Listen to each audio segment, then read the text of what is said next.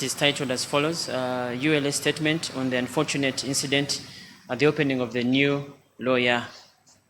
It is dated 13th February 2025. The grand opening of the new law year last week was marred by the Chief Justice's unfortunate act of denying our President, Isaac Chimazese Makade, a chance to deliver his speech. Though the Chief Justice initially claimed that he was not in charge of the protocol, he later on admitted that he instructed the removal of our President's speech from the program, allegedly shown by our President to a judge. The new law year is an annual event at the start of the calendar year, where the judiciary accounts for its performance and lays out its plans for the new year. The event was attended by not only the judiciary, but by stakeholders in the justice, law and order sector, from the executive and the diplomatic corps, the junior community, and most importantly, lawyers as co-actors with the judiciary in the delivery of justice. Mr. Isaac Chimazese Makade allegedly made remarks relating to Honorable Justice Sekana Musa in January 2022, before he became our current president.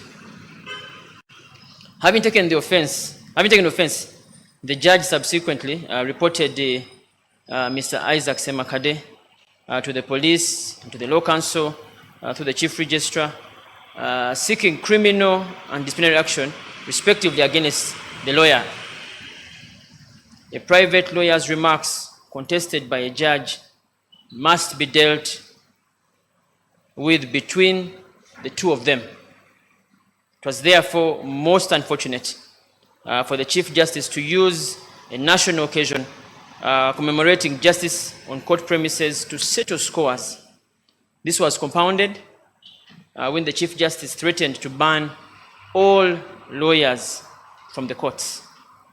The irony of the Chief Justice's actions is that it vindicates the denied speech of our President, in which he called for the judiciary to welcome feedback without misgivings, to expect scrutiny, not silence, to embrace dissent and not criminalize it, and to embrace the public's anger, not suppress it. Lawyers and judges are conjoined twins in the delivery of justice. We cannot be separated without risk of fatal injury to either us or worse, to the justice sector that we both serve. We must find and respect our differences while not letting them interfere with our national roles that we each play. To this end, we shall be sending a formal protest note to the Chief Justice, reiterating our earlier requests for a meeting with the high-level delegation of the bar to discuss hot-button issues for the new lawyer and create harmonious relations with the bench. This is our statement. It is signed by our Vice President, Mr. Simwe Anthony. Thank you.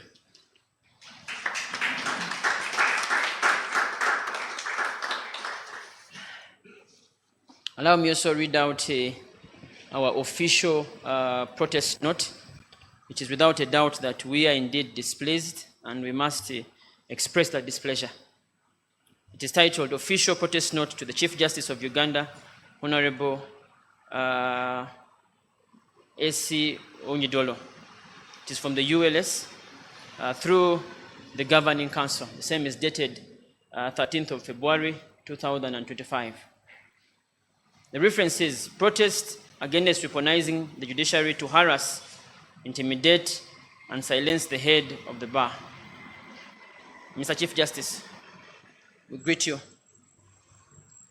The Uganda Law Society, representing the collective interests of the legal profession in Uganda, writes to express its strongest objection to certain actions taken by you in your official capacity as the head of the judiciary. which we believe undermine the principles of justice, the rule of law, and the independence of the bar.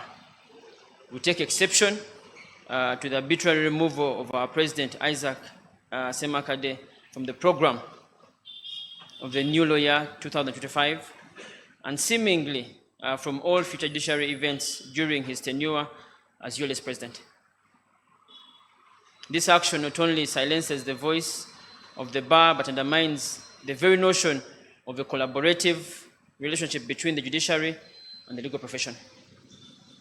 Furthermore, we are deeply concerned about the opaque proceedings involving Justice Sekana, to which you made critical reference, including issuing against our President a directive to apologize and a threat of drastic action in the event of failure to apologize. Your lack of clear charges, your denial of a fair hearing, and your transparently repugnant interference with ongoing legal matters involving our President and the bar all betray the most basic tenets of natural justice.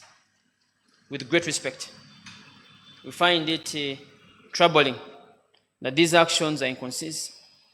That these actions are inconsistent with the Chief Justice's historic role in conflict resolution involving peace talks and his service as legal counsel during the Juba peace negotiations. This contrast underscores the capacity for mediation and dialogue that appears to be absent in the present situation.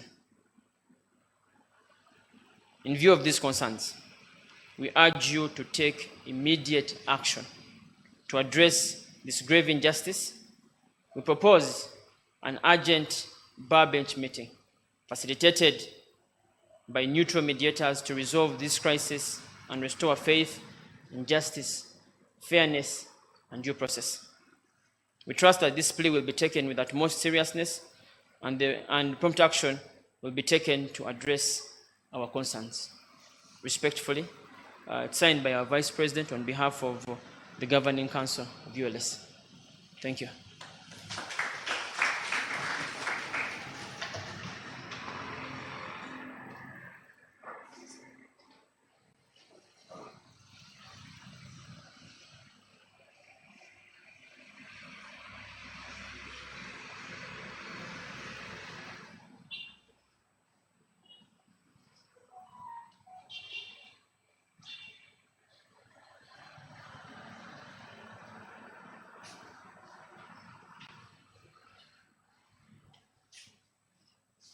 Before the CEO, I was hoping she would receive questions on our statement and on our statements, but I can handle that item on the agenda.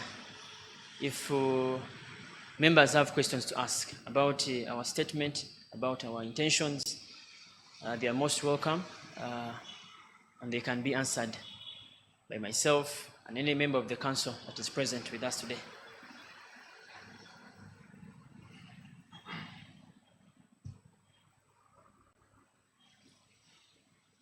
Okay, maybe if they are not any now, as you think through, I will be seated waiting to answer. I have answers. I have good answers. Thank you.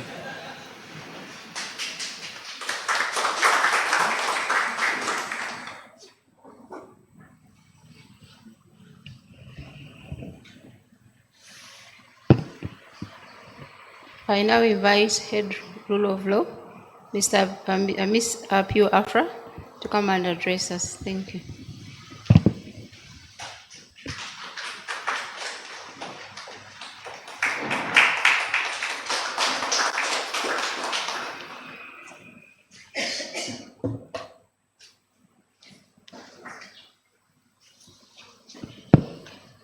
I stand on the protocol that has already been observed. Good afternoon, ladies and gentlemen. I'm here to read the statement on the high-profile case unit, case number 1. It's titled High-Profile Case Unit, case number 1 in the offing. Kampala, Uganda, 13th January 2025. The Uganda Law Society is appalled by the government's highly publicized intention to promote and fast-track a bill that will raise the status quo of trials of civilians in military courts. This move is a blatant disregard for human rights, the rule of law, and the Constitution. We strongly object to this proposed legislation, which undermines the principles of democracy and justice.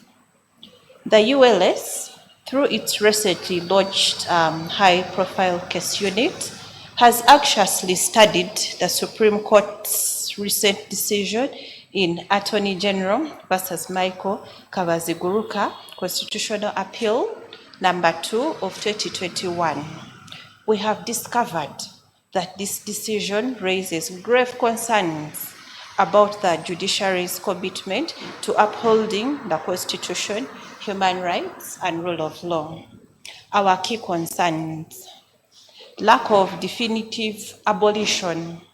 The Supreme Court's decision fails to explicitly abolish the practice of trying civilians in military courts, leaving room for continued human rights abuses. 2, double-edged language.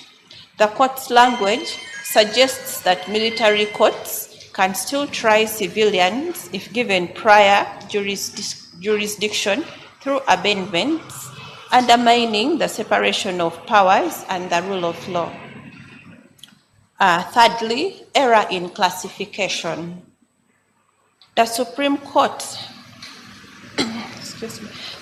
Court incorrectly referred to the General Court Martial as a court of law, whereas Article 210 of the Constitution classifies it as a tribunal.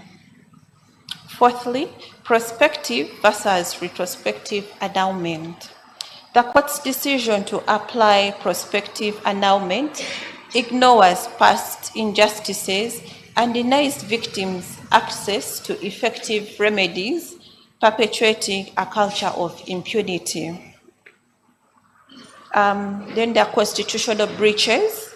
The decision raises concerns about breaches of Article 22 and 23(7) of the Constitution, undermining the principles of democracy and human rights. Number 6, unfairness of DPP participation. The Supreme Court's decision enables the Director of Public Prosecutions to participate in the transfer of cases from military courts to civilian courts in an arbitrary and unregulated manner. This lack of clear guidelines and timelines for the transfer process may result in unfair and discriminatory treatment of accused persons, delayed or denied access to justice, undermining of the integrity of the judicial process, potential for selective prosecution and manipulation of the justice system, and erosion of public trust in the independence and impartiality of the judiciary. Treaty concerns. It is the considered opinion of Uganda Law Society that the Supreme Court's decision reflects a breach of the rule of law, human rights, democracy, that is the separation of powers in Uganda, and other foundational principles such as transparency, accountability, and social justice, which are enshrined in the Treaty for the Establishment of the East African Community.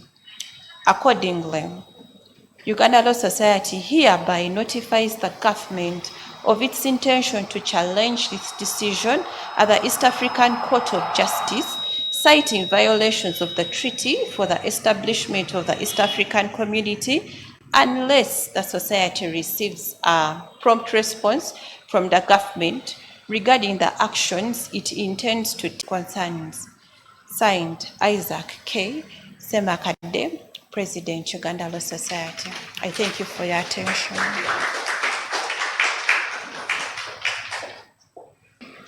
Miss Gwenny Patience, you're welcome to take the podium and address us. Questions and answers will come in after Agweni. Thank you. Protocol observed. Good afternoon. I'll be taking you through the high-profile case unit, case number 2, titled HPCU case number 2 in the offing. Kampala, Uganda, 13th of February 2025. The Uganda Law Society hereby registers its strongest objections to the recent appointments of judicial officers, including the Deputy Chief Justice, Justice of the Supreme Court, Justice of the Court of Appeal or Constitutional Court, and Judges of the High Court. It is alarming and unacceptable that these appointments were made without adherence to the principles of merit-based selection, transparency, and equal representation as advocated for in our Executive Order number 2 of RNB number 2 of 2024. Furthermore, society is dismayed by the continuation of the practice of appointing high court judges on probation, which was declared unconstitutional 3 years ago via Constitutional Petition number 15 of 2022, Dr. Businja Kabumba and another versus the Attorney General. This practice undermines the integrity of the judiciary and raises serious questions about the commitment to upholding the Constitution. The society regrets that the selection process was not transparent and the public was denied meaningful participation and scrutiny of the selected candidates. The opaque operations of the Judicial Service Commission and the secretive vetting process by Parliament are contrary to democratic practices and best principles. ULS urges government to reform the Judicial Service Commission regulations of 2005 to ensure participatory vetting mechanisms, robust public scrutiny, and clear accountability measures. In light of these concerns, our recently launched high-profile case unit, HPCU, is pleased to announce that ULS will challenge the appointment process at the East African Court of Justice, citing violations of the Treaty of the Establishment of the East African Community, unless the society receives a prompt response regarding the actions that government intends to take to address these concerns. We are not motivated by ill will or malice against any of the appointees. Our principled action reiterates the society's commitment to upholding the rule of law and promoting good governance in Uganda in pursuance of our mandate, sections 3D, 3E, and 3I of the Uganda Law Society Act, Cap 305. Signed by Isaac Makade, President, Uganda Law Society. Thank you.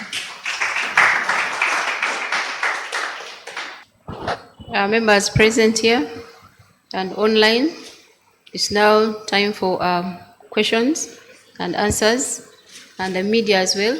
You can ask questions now. The questions will be directed to the council member present here. Thank you.